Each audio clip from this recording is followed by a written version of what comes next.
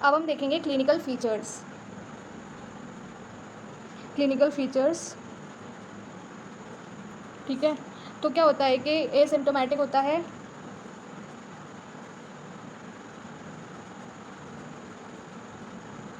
Asymptomatic होता है। Asymptomatic क्या होता है कि इसमें जो है आई का small amount of refractive error होता है, कि मतलब छोटा मोटा एरर होगा जो कि है ना पेशेंट के चाहने से ठीक हो जाएगा, एफर्ट करने से ठीक हो जाएगा।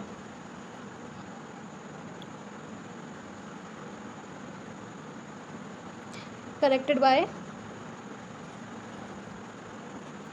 माइल्ड एकोमोडेटिव एफर्ट्स, ठीक है।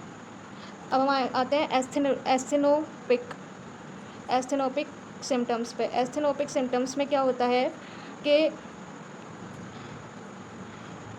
जो एकोमोडेटिव एफर्ट्स जो पेशेंट ट्राई करता है कि हाँ मतलब आई पे थोड़ा जोर डाल के कि हाँ ये ठीक हो जाए, तो वो करेक्ट तो हो जाता है, मतलब उसे दिखना तो शुरू हो जाता है ठीक से, लेकिन कुछ सिम्टम्स होते हैं, जैसे कि हेडेक हो सकता है उसको, टायर्डनेस हो सकती है उसकी, आई में वाटरिंग हो सकती है, तो इसको हम बोलते हैं एस्थेनोपिक सिम्टम्स। मतलब विज़न तो क्लियरली मतलब विज़न क्लियर हो जाता है, लेकिन उसको हेडेक वगैरह शुरू हो जाता है, ठीक है। तो इसमें क्या होगा, hypermetropia is corrected by accommodative efforts, but due to this tiredness of eye, आई में मतलब हमें थोड़ा अनईजी सा फील हो सकता है, हेडेक हो सकता है, ठीक है। वाटरिंग ऑफ आई होने लग जाएगी, आँखों में पानी आने लग जाएगा। और क्या होगा, माइल्ड फोटोफोबिया, माइल्ड फोटोफोबिया, ठीक है। माइल्ड फोटोफोबिया क्या होता है कि वो लाइट को ज़्यादा टॉलरेट नहीं कर सकता, इनटॉलरेंस ऑफ लाइट,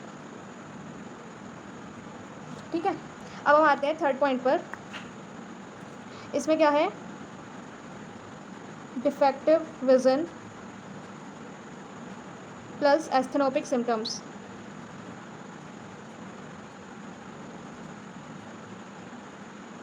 इसमें क्या होता है कि वो पेशेंट जो है वो ठीक से नहीं देख पाता तमाम कोशिश करने के बाद भी। मतलब एक होता है कि अकोमोडेटिव एफर्ट्स ट्राई करने से हमें यहाँ पे दिख जाता था, ठीक है, लेकिन यहाँ पे क्या होगा कि पेशेंट ट्राई कर रहा है देखने की, लेकिन वो देख नहीं सकता, नॉट एबल टू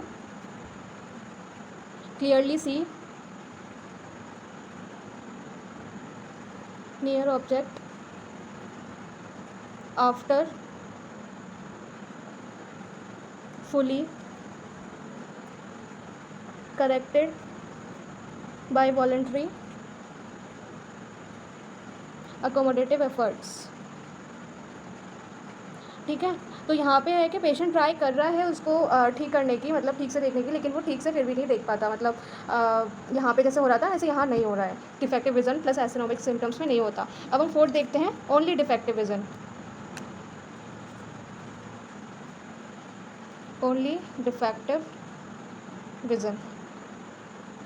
इसमें क्या है कि इसमें वो देख नहीं पाता और उसको हाई हाइपरमेट्रोपिया होता है।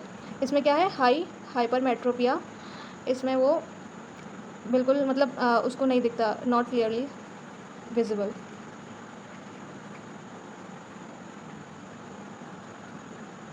आफ्टर एज के बाद के सिम्टम्स होते हैं कि मतलब ये एज के साथ ना इंक्रीज़ करता जाता है, इंक्रीज़ जो हाइपरमेट्रोपिया होता है वो एज के साथ इंक्रीज़ करता जाता है। इसमें क्या होता है कि पेशेंट जो होता है, पेशेंट जब अपनी मतलब एडल्ट एज में उसको लो हाइपरमेट्रोपिया होगा, मतलब उसे अच्छा दिखता होगा, मतलब क्लियर विज़न होगा, लेकिन एज के साथ साथ उसकी जो अकोमोडेटिव पावर है वो डिक्रीज़ होती जाएगी, देखने की शक्ति उसकी कम होती जाएगी और हाइपरमेट्रोपिया मैनिफेस्ट वाली उसमें आ जाएगा, ठीक है, मतलब जो कि करेक्ट नहीं हो सकता। Patient with low hypermetropia in adult, that is with good vision, after aging decrease in accommodative power, उसकी देखने की शक्ति कम हो जाएगी,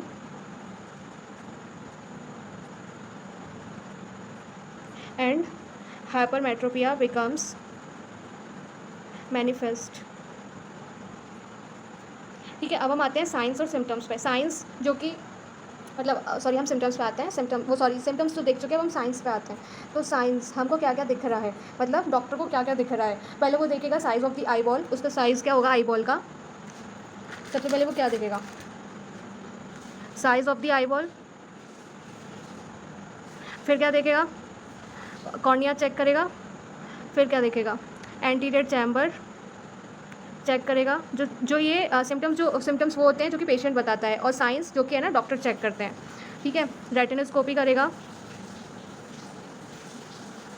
फिफ्थ क्या है, फंडस एग्जामिनेशन। फंडस एग्जामिनेशन को भी हम डिटेल में एफएक्यू में पढ़ेंगे। ठीक है, तो जो eye size of the eye ball है वो स्मॉल हो जाएगा। ठीक है, और कॉर्निया का साइज़ भी स्मॉल हो जाएगा। एंटीरियर चैम्बर जो है वो शैलो हो जाएगा। रेटिनोस्कोपी या और ऑटो रिफ्रैक्टोमेट्री। ठीक है, इसमें क्या होता है कि ये इंस्ट्रूमेंट होते हैं जो कि हाइपरमेट्रोपिया को चेक करते हैं।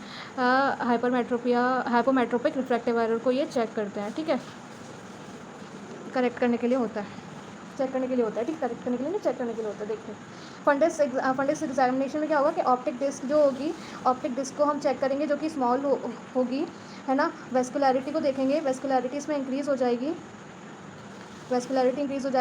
इल डिफाइंड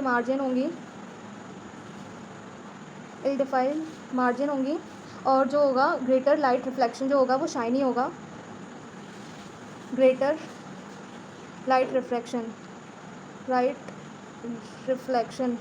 इसमें क्या होगा, मतलब लाइट रिफ्लेक्शन ज़्यादा होगा और क्या होगा, शाइनी दिखेगा हमको। ठीक है, इट बिकम शाइनी। और क्या होगा, ए स्कैन अल्ट्रासोनोग्राफी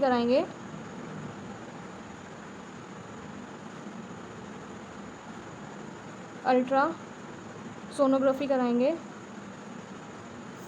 इसमें हमें शॉर्ट एपी एक्सिस दिखेगी, एंट्रोपोस्टीरियर एक्सिस दिखेगी। ठीक है, और ये किसका होता है, एक्सियल हाइपरमेट्रोपिया में ये हमें दिखेगा। अगर उसको एक्सियल हाइपरमेट्रोपिया होगा तो हमें इसमें आई बॉल की शॉर्टनिंग दिखेगी, एंट्रोपोस्टीरियर शॉर्टनिंग दिखेगी। ठीक है, तो इसका क्या है,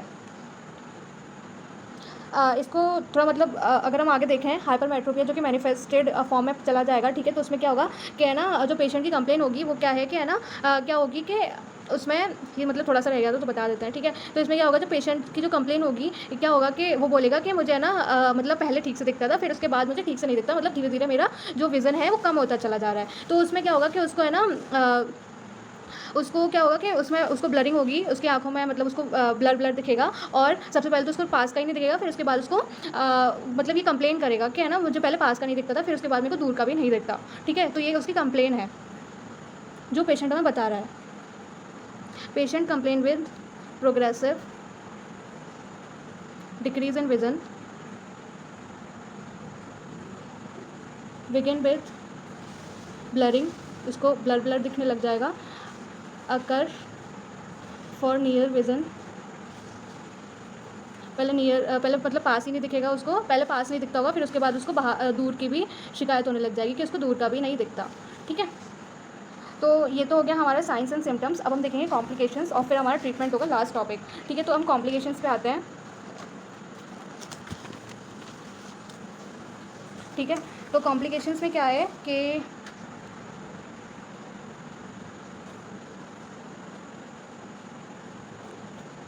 कॉम्प्लिकेशंस, ठीक है, इसमें क्या होगा कि क्या क्या हो सकता है।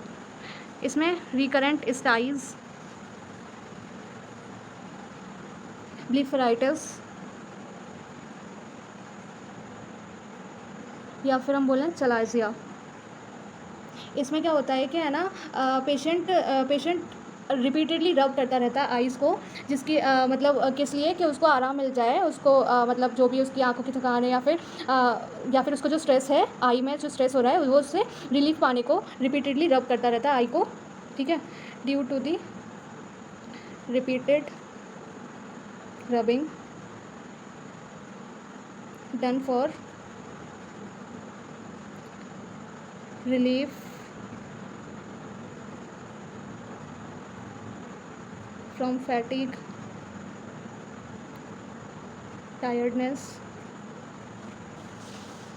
ठीक है, अब हम देखते हैं अकोमोडेटिव कन्वर्जन स्क्विंट, उसको कॉम्प्लिकेशंस क्या क्या हो सकते हैं। सेकंड कॉम्प्लिकेशन है अकोमोडेटिव कन्वर्जन स्क्विंट। ठीक है, तो इसमें क्या होता है कि स्क्विंट किसकी वजह से हो सकता है कि स्क्विंट हो सकता है कि क्योंकि उसने एक्सेसिव मतलब उसने देखा मतलब बहुत ज़्यादा जोर लगा दिया हो देखने के लिए, उसको क्लियर नहीं दिख रहा हो तो उसने क्लियर देखने के लिए बहुत ज़्यादा एफर्ट्स किए हों, तो उसकी वजह से स्क्विंट भी हो सकता है उसको। ठीक है, due to excessive use of accommodation, उसने बहुत देखने की ट्राई किया हो और उसकी वजह से उसको स्क्विंट भी हो सकता है। ठीक है, थर्ड हम देखें एम्ब्लायोपिया।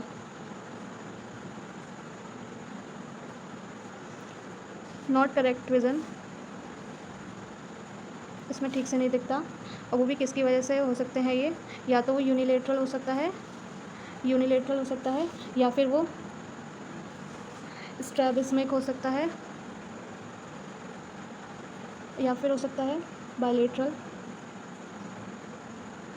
हाइपरमेट्रोपिया जो कि अनकरेक्टेड होगा। ठीक है, ये तो हो गया यूनिलेटरल, एक तरफ की आँख वाला, ये हो गया दो तरफ की आँख वाला। ठीक है, इसमें क्या होगा एनाइसो, अगर हम इसको बोलें दूसरे वर्ड में तो एनाइसोमेट्रोपिया। ठीक है, और ये भी ये तो अनकरेक्टेड रहेगा ही। ठीक है, इसको हम बोलेंगे एमेट्रोपिक या एमेट्रोपिया। ठीक है, और इसमें क्या है,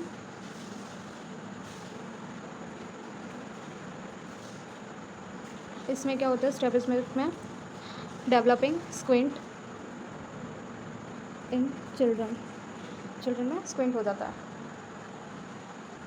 और क्या होगा इसमें fourth, primary narrow angle glaucoma, जो कि एक अलग ही चैप्टर है इसका, वो हम इसको डिटेल में पढ़ेंगे। ठीक है, अब हम देखते हैं इसका ट्रीटमेंट, और ये हमारे तो हम देखते हैं ट्रीटमेंट। ठीक है, ट्रीटमेंट के लिए हम इसमें लेंस प्रिस्क्राइब करते हैं या फिर है ना ग्लासेस प्रिस्क्राइब करते हैं। तो ये जो हम दोनों चीज़ करेंगे वो है ना कंप्लीट साइक्लोप्लेजिया देने के बाद ही करेंगे। ठीक है, तो कंप्लीट साइक्लोप्लेजिया देने के बाद हम जो हमारी सीलियरी मसल्स रिलैक्स हो जाएंगी, जब हमारी सारी मसल्स रिलैक्स हो जाएंगी, तो हमारी आई बिल्कुल रेस्ट पोजीशन में होगी, तब हम उसकी रीडिंग लेंगे कि है ना कि हमारी आई में कितना एरर है, तब हम उसके बेसिस पे, उस रीडिंग के बेसिस पे हम ग्लास या फिर लेंस प्रिस्क्राइब करेंगे। ठीक है, तो क्या होता है कि है ना लेंस ग्लासेस में देख लेते हैं पहले। ये हो गई हमारी आई बॉल, फिर हम इसमें है ना कॉन्वेक्स लेंस देंगे। ठीक है, कॉन्वेक्स लेंस देंगे जिससे कि हमारी जो रेज आएँ वो है ना डायरेक्ट रेटिना पे फोकस करें, जो पीछे फोकस हो रही थी वो डायरेक्ट रेटिना पे आके फोकस करें। ठीक है, तो ये हो गई कॉन्वेक्स लेंस। तो हम मतलब कॉन्वेक्स लेंस प्रिस्क्राइब कर देंगे ग्लासेस में। ठीक है, और ये हो गई हमारी आई बॉल, ये हो गई हमारी रेटिना जो कि डायरेक्टली रेटिना पे आके फोकस कर रही है। ठीक है, तो हमने इसमें क्या देखा कि है ना जो भी हम चीज़ देंगे पहले तो हम साइक्लोप्लेजिया देंगे, कंप्लीट साइक्लोप्लेजिया देंगे, और फिर हम रीडिंग लेके तब उसको प्रिस्क्राइब करेंगे। ठीक है, तो जो देखते हैं hypermetropia should be given discovered under complete cycloplegia. ठीक है, cycloplegic drug administration to be done. ठीक है, तो हम ये साइक्लोप्लेजिक ड्रग क्यों देते हैं वो भी पता होनी चाहिए। तो क्यों देते हैं, क्योंकि हमारी जो सीलियरी मसल्स हैं वो रिलैक्स पोजीशन में आ जाएं, और जो हमारे अकोमोडेटिव एफर्ट्स हैं वो ना लगें, बिल्कुल रेस्ट पोजीशन पे हो। Most of time ciliary muscles tries to be accommodative and does not cause any symptom। ठीक है, देन एडमिनिस्ट्रेशन, जब हमारी सीलियरी मसल्स रिलैक्स नहीं होंगी तो फिर हमें साइक्लोप्लेजिक ड्रग देने का कोई मतलब नहीं रहेगा। ठीक है, तो पहले उनको रिलैक्स करना है, तब हमें रीडिंग लेनी है। Atropine and then it gives correct reading, तभी ये रीडिंग करेक्ट देगा, ठीक है। सेकंड पॉइंट देखें तो इसमें क्या होगा, स्फेरिकल करेक्शन की ज़रूरत होती है, correction is needed. Third point, increase in the correction at 6 month, ठीक है। तो हमें 6 मंथ के अंदर पूरा जो करेक्शन है वो हमें देख लेना होगा, ठीक है। हमें चेकअप के लिए 6 मंथ के अंदर आना होगा। अगर कोई और पैथोलॉजिकल केस है तो हमें वो भी उसको भी ट्रीटमेंट हम दे देंगे, ठीक है। वो भी इसी से, कॉन्वेक्स लेंस से ट्रीट हो जाएगा। अब हम देखते हैं कि लेंस, जब हम लेंस प्रिस्क्राइब करते हैं तो क्या होता है, बाय प्रिस्क्राइबिंग लेंस, ठीक है। तो क्या है, स्पेक्टिकल्स प्रिस्क्राइब करते हैं, एक तो कॉन्टैक्ट लेंस। तो स्पेक्स जो होते हैं वो सेफ़ होते हैं, उनको इजी टू कैरी, और वो हमारे लिए कंफर्टेबल भी होते हैं, ठीक है। कॉन्टैक्ट लेंस की बात अगर करें तो यूनिलेटरल हाइपरमेट्रोपिया में दिया जाता है, हाइपरमेट्रोपिया में दिया जाएगा, ठीक है। और ये केवल तभी प्रिस्क्राइब किया जाएगा जब वो, उसकी जो पावर होगी उसको स्टेबल करने के लिए, जब उसकी पावर स्टेबल हो जाएगी। प्रिस्क्राइब्ड ओनली आफ्टर स्टेबिलिटी,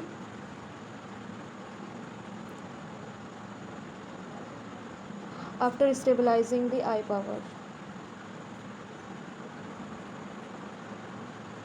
ठीक है। तो ये हो गया हमारा हाइपरमेट्रोपिया पे कंप्लीट लेक्चर, ठीक है। नेक्स्ट हम एफेकिया और मायोपिया इन सब में भी लाएंगे videos. Thank you for watching the lecture, thank you.